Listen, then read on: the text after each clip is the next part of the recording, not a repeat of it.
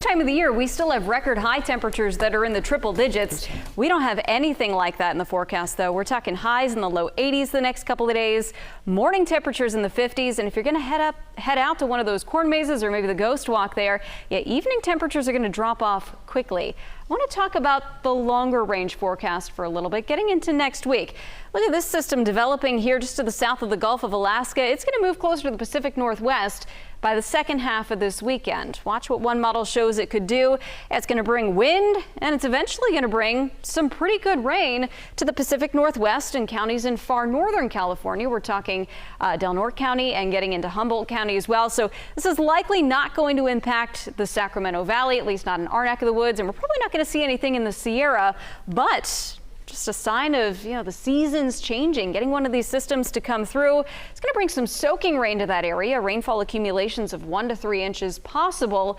But the nice benefit here, yes, it's going to be heavy rain that could be problematic in some areas, but we're getting rain right where we need it, right on where some of our largest fires are burning in Northern California and into Western Oregon as well. So that's really going to do wonders for air quality for the entire region. The smoke we've seen this week is coming from these fires along the California-Oregon border.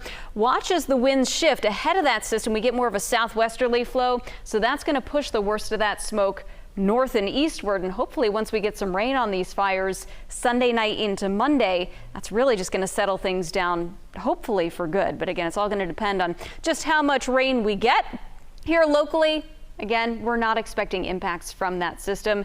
You're going to hear about it over the next couple of days, though. Futurecast shows that through Saturday, it's full sunshine for everybody. Dry weather from the valley up into the Sierra as well. As we go into the day on Sunday, we may see an increase in cloud cover, especially in the northern half of the valley as that system gets ready to move into the Pacific Northwest. But again, a dry day on Sunday, a stronger onshore breeze. And here you go. You can just see the edge of that precipitation moving in to the Pacific Northwest and just kind of trailing in to parts of Humboldt County. That would be later Sunday into Monday. So we'll keep tabs on that for you. Here in the valley, we'll notice the breeze pick up on Monday, and we'll notice an increase in clouds. That onshore breeze keeps temperatures in the upper 70s.